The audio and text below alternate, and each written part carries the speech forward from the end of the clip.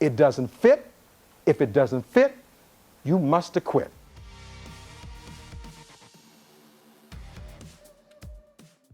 Tiger Woods. Tiger Woods was a crossover superstar who was in the middle of making his GOAT case concrete. He was the ultimate competitor. He did what he had to do to win. It certainly created Tiger than everybody else. Lucrative endorsements, video game deals, and more major trophies than anyone of his era. Tiger was truly the gold standard. But when it emerged that he was a serial cheater and that his infidelity had largely been covered up to preserve his image, it changed the way we looked at him forever. I owe a lot of people an apology. I hurt a lot of people, not just my wife, my friends, my colleagues, the public, kids who looked up to me. There were a lot of people that thought I was a different person. Tiger lost everything. His status in the golf world, his credibility as a public figure, and a number of big money deals. Sure, he pulled off one hell of a career comeback to win the Masters in 2019, but that comeback was so great because of how far he had to fall. Many doubted we'd ever see it. But here it is. The return to glory. Ben Johnson. Ben Johnson was a hero to many Canadians and athletes worldwide when he pushed the boundaries of what was possible for an athlete in 1988. Ben Johnson, fastest man alive, fastest ever. For Canadians, a classic where were you moment. Winning Olympic gold in the 100-meter sprint was quite the achievement, of course. But to do so with a record-setting 9.79 seconds elevated his status to a totally different level. But when it emerged that Johnson had been doping, it all fell apart. The urine sample of Ben Johnson was found to contain the metabolites of a banned substance, namely stanozolol. Stanozolol, the name of that infamous drug, haunts still. He went from national hero to the guy who betrayed the love and trust of millions. And according to Johnson himself, he's still being punished for it to this day. It does make you wonder whether it was all truly worth it. It wasn't necessary at the time. I didn't have any second opinion. I was a young boy. And that's it. Then, I win the gold medal and I lost it. So that's life. He remains a legendary figure, but his reputation is truly beyond repair. Roger Clemens. Baseball has been rocked by many PED scandals over the years. Who can forget Mark McGwire's feeble attempts to downplay his own clear steroid usage? Like I've said earlier, I'm not going to go into the past and talk about my past.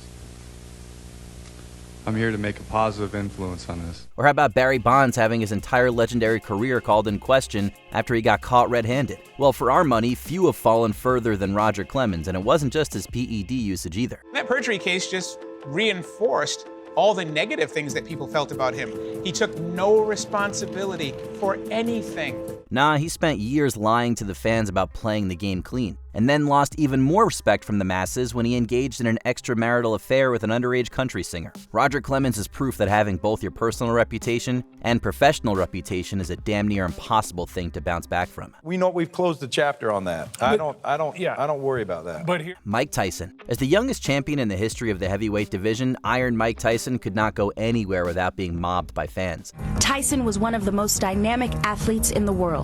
The youngest heavyweight champion in history, he was a marquee attraction with enormous power. And though a shocking loss to Buster Douglas exposed some issues of overconfidence, he was still very much in his prime. But when he was sentenced to 6 years in prison for the assault of Desiree Washington, everything changed. He completely changed. The look on his face completely changed. Everything about him completely changed. He changed from a sweet and nice person that I thought he was earlier to just this animal, like a demon or something. In minutes? And in seconds. Not only did he cause public opinion to do a 180, he also lost out on a large portion of his best fighting years. The Tyson who returned to the ring a few years later was more of a loose cannon and far less successful in terms of fighting. Biting Evander Holyfield's ear off didn't help things either. Seems to be some kind of altercation going on. It looks like he could have been disqualified. The fight could be over. Michael Vick. Michael Vick might have been a very good quarterback once upon a time, but these days he's known for one pretty unflattered reason. Bad News Kennels was started us wanting to breed pit bulls with the patches and the ones that, look pretty, and it was show dogs, and we was gonna sell them.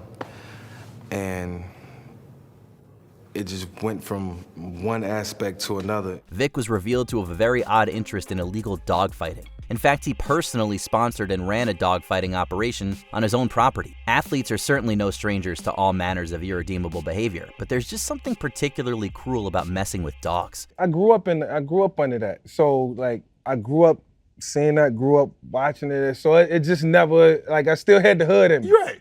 I still had the hood in me. And for Vick, even after he served 21 months behind bars, his reputation never fully recovered. People tend to take it personally if you profit from the pain of man's best friend. Best thing for me that ever happened to me in my life was me getting shipped off to Kansas, man.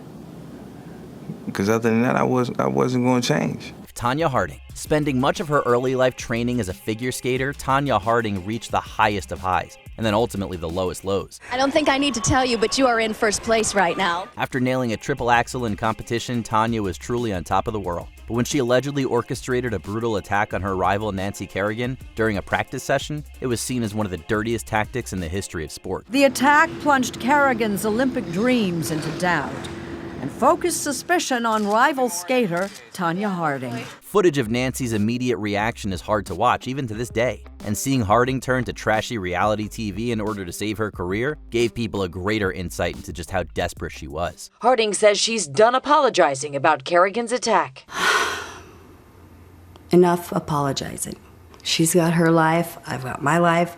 We both have wonderful lives, and that should be all that matters. Oscar Pistorius. The story of Oscar Pistorius is a pretty tragic one. He was once seen as a role model to any athlete who competed with some form of disability. His place on South Africa's track team is the culmination of a difficult and at times controversial quest to become the first amputee track athlete to ever compete at an Olympics. And his performances at the Olympics and Paralympics were the stuff of legend. The Blade Runner was bringing a whole lot of positive energy and attention to his sport. But in 2013, everything changed. Pistorius shot and killed his girlfriend, Riva Steenkamp. The verdict was unanimous and unexpected. South Africa's Supreme Court calling Pistorius' original jail sentence inappropriate and raising it. According to Oscar himself, he believed that she was an intruder, but many things in his story simply did not add up. He ended up serving 9 years of a 13-year sentence and has virtually disappeared from the public eye ever since. For 5 years, he'll live under conditions and could be returned to prison if he breaches them. Aaron Hernandez. The story of Aaron Hernandez's life was one that grew increasingly chaotic up to his very sudden death. Superstardom on the field, overshadowed by violence, and the victims he left behind. Once regarded as a star tight end in college and later the NFL, Hernandez was indicted for the double homicide of Daniel De Abreu and Safiro Furtado, although he was later acquitted. However, in 2013, he was arrested for the murder of his friend Odin Lloyd, who was dating Hernandez's fiance's sister. Aaron Hernandez is found guilty of murdering Odin Lloyd. You were sentenced by order of the court for the term of your natural life without the possibility of parole. He would eventually be sentenced to life in prison on first-degree murder charges, but just a few days after being acquitted of the first double homicide, he took his own life at the age of 27. It's important to note, while the conviction will stand now, the court record will say the conviction was never affirmed or reversed because the defendant died while the appeal was pending. Lance Armstrong. No PED saga in the history of sports has managed to leave so many disappointed as the story of Lance Armstrong. He went from survivor to victor in what was called at the time one of the most unbelievable comebacks in sports history. Armstrong wins the Tour de France. For 7 straight years, he dominated arguably the hardest sporting event in the world. He was the face of cycling, won the Tour de France 7 consecutive times, a cancer survivor, and a consistent supporter and organizer of charitable endeavors. He was truly a model athlete, but after years of vehemently denying any form of steroid use when his house of cards collapsed, it was a truly epic spectacle. We did what we had to do to win. Armstrong eventually was caught out, later revealing that he had lied through his teeth to millions for his entire career. Cycling as a whole was shown to be ravaged by PED use, but Lance's attempts to shift blame onto the culture just made him look even worse. The true hero to zero story. But I wouldn't change a thing. I've said that 3 times and I'll say it again. I would not change a thing. O.J. Simpson. The trial of O.J. Simpson was one of those cultural events that shook an entire nation to its core. The scene was set for what would eventually be called the trial of the century. Simpson was once revered as one of the standout running backs in NFL history, but his stellar credentials and crossover success only made his eventual fall that much worse. Simpson was arrested after a dramatic police chase for the murder of his ex-wife Nicole Brown and her friend Ron Goldman. The name O.J. Simpson eventually divided the country along racial lines as well. Many blacks proclaimed his innocence, while whites, or far more skeptical. The subsequent trial was truly one of the biggest media cycles of the decade. Ultimately, Simpson was controversially acquitted of the crime. His lawyer, Johnny Cochran, managed to pull off a legal miracle, but Simpson's reputation was forever ruined. But in the end, at least publicly, O.J. Simpson felt content about his place in the world. Which athlete do you think had the most shocking fall from grace? Let us know in the comments. The confession got harder today for Ben Johnson. He couldn't contain the tears.